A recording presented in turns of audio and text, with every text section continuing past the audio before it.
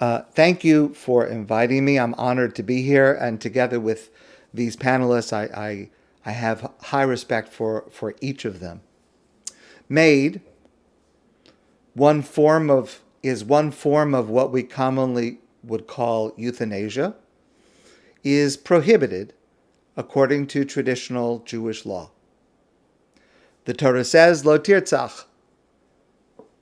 We're not allowed to illegally take human life. It's one of the 10 Commandments, number 6 of the 10 Commandments.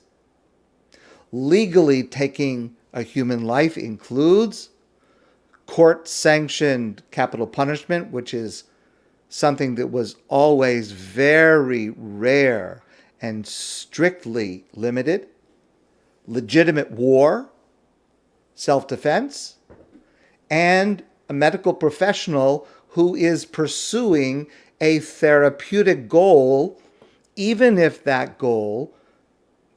means to that goal are experimental or risky, again, with limitations. Consent, of course, but with the primary goal of extending, improving life, or reducing pain. Notwithstanding the compassionate goals of MAID, the word euthanasia means good death, sometimes called mercy killing. God does not give humans permission to do this. There is no dispute or dissent within classic, traditional Jewish law or thought. Near the beginning of the Torah in Bereshis in Genesis, the Torah says, "Miyad ha'adam, miyad ish achiv edrosh es nefesh ha'adam." God says that I will hold accountable Adam, man, human beings, from the hand of a person who is achiv, a brother or a sister, who takes the life of another. God says, I will hold them accountable. Rabbi Yaakov Mecklenburg, who lived in the 19th century, comments on the apparently double language. God will hold accountable Adam, and God will hold accountable Ach. And he comments, Adam, a person, meaning when one person takes the life of another, lisin aso, in his hatred, l'ras hanirtzach, to commit an act of murder. That's clearly prohibited. But even when a person takes the life of another and that person is their ach, their brother or their sister, when that is being done litovas hanirtzach, for the benefit of the person whose life is being taken. Kishuhu meshuka b'tsar gadol, when a person is immersed in overwhelming pain. La'ahavaso, when a person is acting out of love for the person to take their life, it is still wrong. God tells us we humans do not have this permission to do it to ourselves, and certainly not to do it to others. I want to share a bit of my personal experience over the last number of years as a rabbi in relation to MAID, and I want to specify that this is my experience. When MAID was first about to be adopted in Quebec, this was before it came into effect, it was in 2014. I was part of a group of Orthodox rabbis in Montreal who met with the heads of the Jewish General Hospital at that time and with government officials to express our concerns and our objections to the proposed legislation. And at that meeting, those individuals made several pledges to us. They pledged that no doctor of the Jewish general would perform MAID. They told us that any doctor in Quebec could refuse for religious reasons or reasons of conscience. They told us that MAID would be narrowly limited and strictly enforced. And they told us that hospice care would be increased and enhanced so that fewer people would want recourse to MAID. It's been my experience that each of those pledges has been violated. Doctors affiliated with the Jewish have been and are performing MAID. Quebec law states, yes, that a doctor may refuse to administer MAID because of their personal values. Similarly, other health or social service professionals may refuse to take part. Yes, that is correct. However, there was a court case here in Quebec just recently where a superior court judge denied a request from Montreal's Roman Catholic Archdiocese for an exemption to a Quebec law requiring all palliative care centers in the province to provide medical assistance for dying.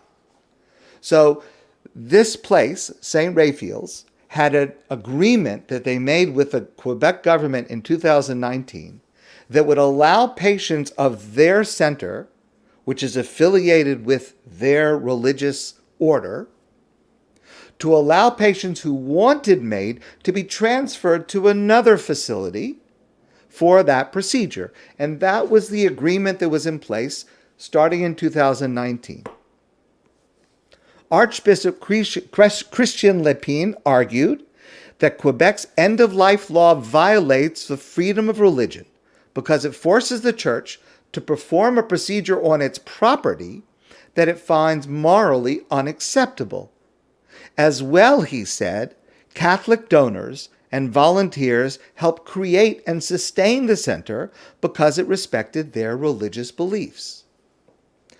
Justice Catherine Pichet ruled just in March of this year that Quebecers' right to choose their medical care, including a doctor-assisted death, outweighs any infringement on religious freedom. Now that applies to institutions. I know firsthand of doctors in Montreal who have been pressured to perform MAID, notwithstanding their conscientious objection on religious grounds, and feel, and they have expressed this to me and asked me for advice in how to proceed, that their ability to practice might be at risk if they refuse. As was mentioned, about a year ago, June 2023, Quebec adopted a new law that expands access to MAID. Bill 11, Law 11, grants access to the procedure for people with a severe physical impairment, meaning it does away with the requirement that it be a patient who is terminal. And also, it allows MAID to be practiced in places other than hospitals, such as funeral homes and long-term care facilities. Currently, there are proposals to extend MAID even much further to those with mental illnesses that did not pass, but it was only because of a lot of feedback in the early part of 2024, and it is expected that that will come back to the Canadian legislature soon. There are proposals to extend MAID to children and to others, and proposals to require every long-term care facility to provide MAID, regardless of religious objections. Again, let me just be very clear. If that proposal would go forward, that would mean that MAID would be taking place at Maimonides, Mount Sinai, elder care, Jewish rehab, etc. About a year ago, in June of 2023, Dr. Michel Bureau, who is the head of the independent body that monitors the practice of MAID in the province, he said that as the practice of MAID continues to rise in Quebec, he worries that doctor-assisted deaths are no longer being seen as a last resort. Quebecers, he said, have stopped appreciating MAID as an exceptional procedure for people with incurable illnesses whose suffering is unbearable. We're now no longer dealing with an exceptional treatment, he said, but a treatment that is very frequent. As we heard before, MAID currently in Quebec is approaching 7% of all deaths in Quebec. That is more than anywhere else in the world. I recognize the noble intentions of those who advocate for and practice MAID. I respect those individuals. And I do not fault or judge a person who is suffering who wants it. I can imagine if, God forbid, I was in that situation, I can imagine that I would want it and ask for it. But God says no.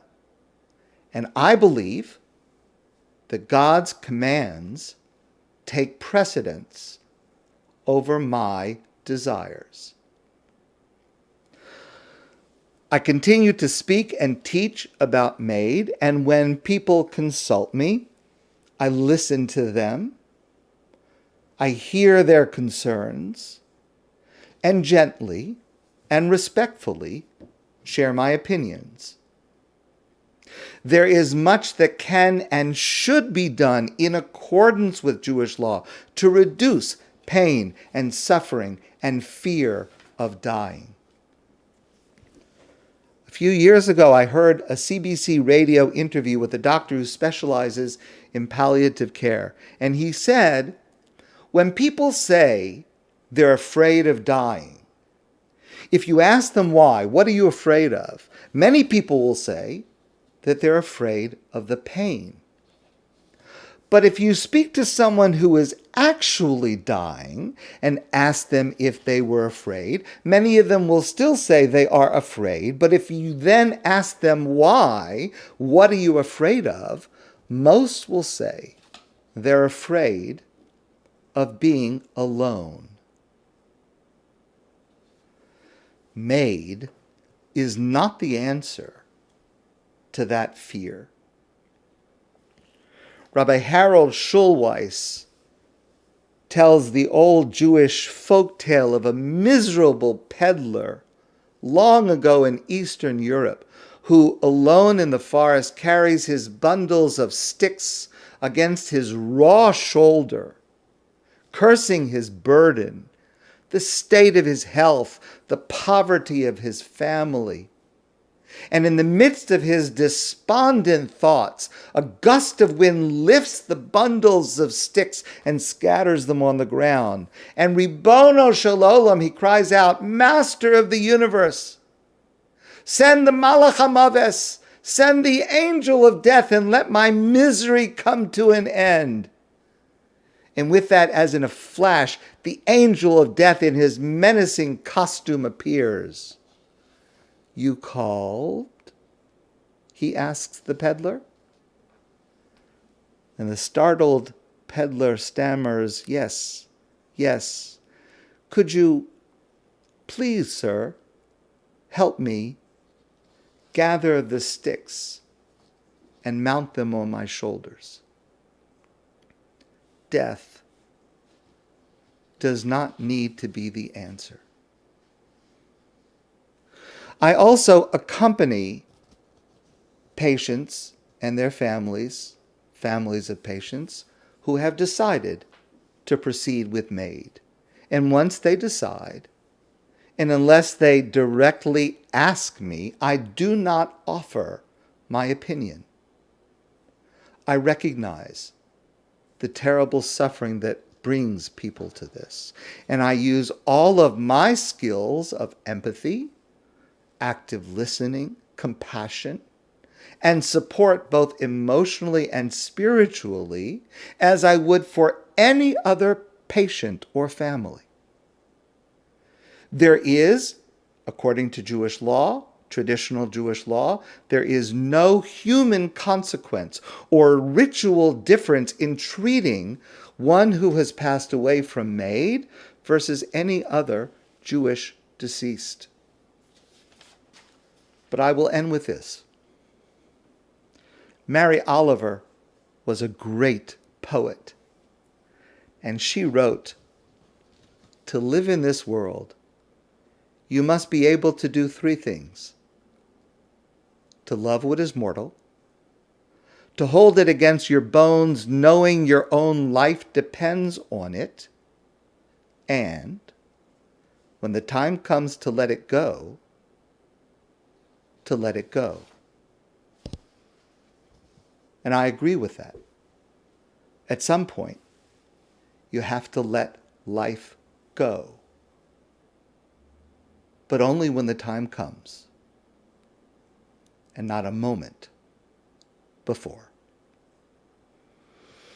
Thank you very much.